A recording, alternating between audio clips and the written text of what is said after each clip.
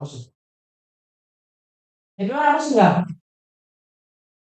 Gimana sih?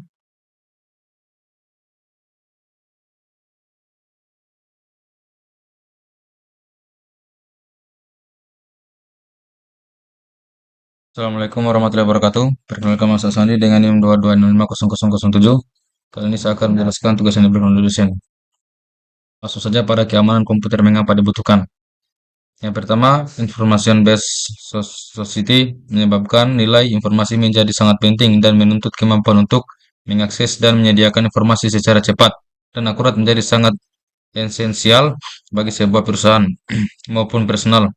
Yang kedua, infrastruktur jaringan komputer seperti LAN dan internet memungkinkan untuk menyediakan informasi secara cepat, sekaligus membuka potensi adanya lubang keamanan atau security hole.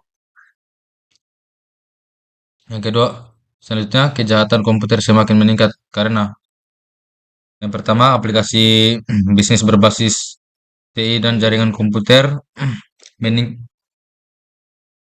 meningkat online, banking, moral, electronic data interchange.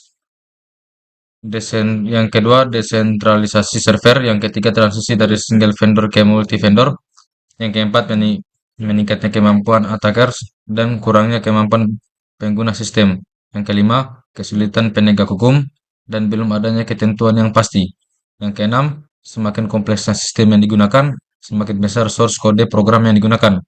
Dan yang ketujuh, berhubungan dengan internet. Lanjut pada pengantar keamanan komputer. Keamanan komputer atau computer security adalah disiplin ilmu dan praktik untuk melindungi komputer, jaringan, dan sistem informasi dari ancaman dan serangan yang dilakukan oleh pihak yang tidak berwenang atau jahat. Keamanan komputer mencakup segala aspek dan yang berhubungan dengan proteksi terhadap penggunaan, penyebaran, dan manipulasi informasi digital. Selanjutnya, prinsip dasar keamanan komputer. Pada confidentiality, yang pertama ada berarti menjaga kerahasiaan informasi dengan melakukan pembatasan hak akses. Seseorang yang paling umum dengan menggunakan enkripsi. Dan yang kedua, contoh data-data yang harus dijaga kerahasiaannya seperti data-data yang sifatnya pribadi, yaitu nama, tanggal lahir, penyakit yang pernah derita, nomor kartu kredit, nama ibu, kandung, dan sebagainya. Dan data-data milik perusahaan. Yang kedua ada integrity atau keaslian, yaitu satu berarti meminjam bahwa data atau informasi yang dimiliki terjaga keasliannya, tidak berubah tanpa pemilik informasi. Integrity merujuk pada tingkat kepercayaan terhadap suatu informasi.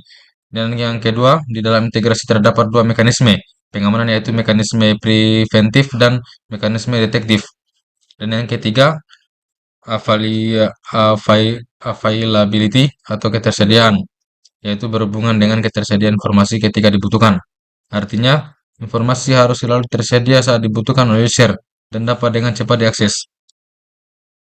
Yang keempat ada authentication, yaitu metode untuk menyatakan bahwa informasi betul-betul asli, atau orang yang mengakses atau yang memberikan informasi adalah betul-betul orang yang dimaksud. Terdapat beberapa metode autentikasi yang digunakan dalam keamanan komputer, seperti autentikasi berbasis kata sandi, autentikasi berbasis kunci publik atau privat, autentikasi berbasis biometrik, dan sebagainya. Dan yang kelima ada authorization atau otorisasi, memastikan bahwa pengguna hanya memiliki akses yang perlu digunakan untuk melakukan tugas mereka dan mencegah penggunaan yang tidak sah atau penyalahgunaan hak akses. Dan memberikan hak akses yang tepat, sistem dapat mengontrol akses pengguna dan menjaga keamanan sumber daya dan informasi yang sensitif. Dan yang keenam ada non-repudiation atau tidak dapat dibantah, yaitu tidak dapat dibantah merujuk pada konsep dan dalam keamanan komputer, di mana pengirim sebuah pesan atau transaksi tidak dapat mengubah bahwa ia telah mengirim atau melakukan transaksi tersebut. Selanjutnya ada ancaman keamanan komputer secara umum. Yang pertama itu ada manusia, yaitu yang pertama cracking atau siapa saja yang berusaha atau telah mengakses sistem tanpa izin dari pihak yang berwenang. Tujuannya bisa untuk melakukan pencurian data atau informasi perusakan. Yang kedua, memasukkan program legal seperti virus, ROM, atau malicious software. Dan yang ketiga, kemampuan user yang terbatas dalam menggunakan dan memelihara sistem, serta rendahnya kesadaran akan keamanan sistem. Yang kedua ada Hertward Paulure, yaitu satu, tidak stabilnya suplai listrik dalam jangka waktu yang panjang sehingga mengakibatkan kerusakan pada perangkat. Yang kedua, terjadinya korsleting listrik yang dapat mengakibatkan terhentinya proses sistem atau bahkan kerusakan sistem. Yang ketiga, segala macam bentuk gangguan fisik yang berdampak langsung maupun tidak langsung terhadap perangkat.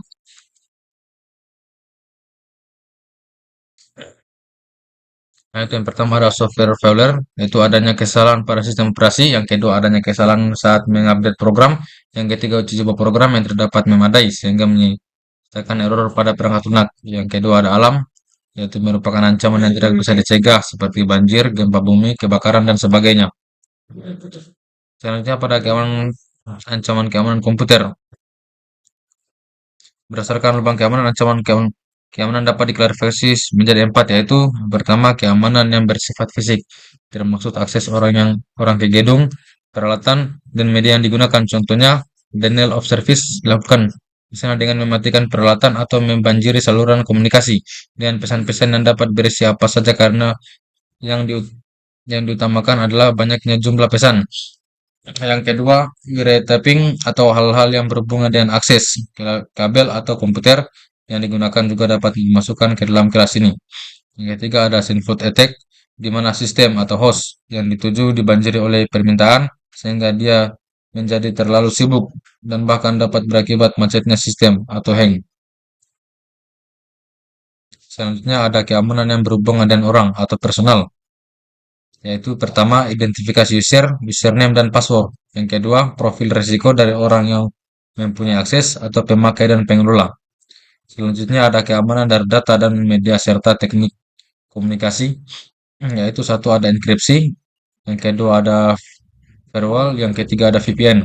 Selanjutnya keamanan dalam operasi.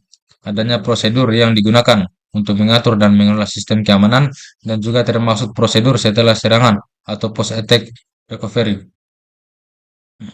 Selanjutnya ada security attack models atau serangan attack terdiri dari pertama interruption, perangkat sistem menjadi rusak atau bahkan tidak tersedia, atau serangan ditunjuk kepada ketersediaan atau availability dari sistem. Contoh serangan adalah denial of service attack.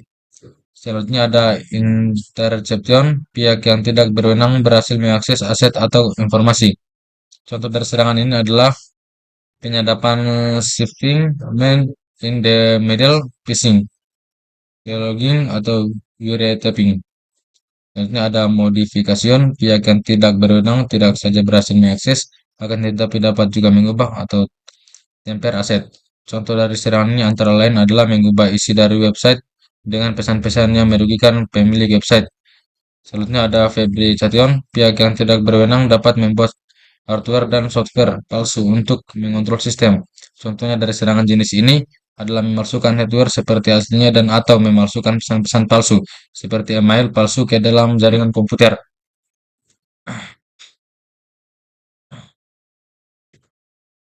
Saya kira sudah dapat saya sampaikan, lebih dan kurang mohon maafkan. Assalamualaikum warahmatullahi wabarakatuh.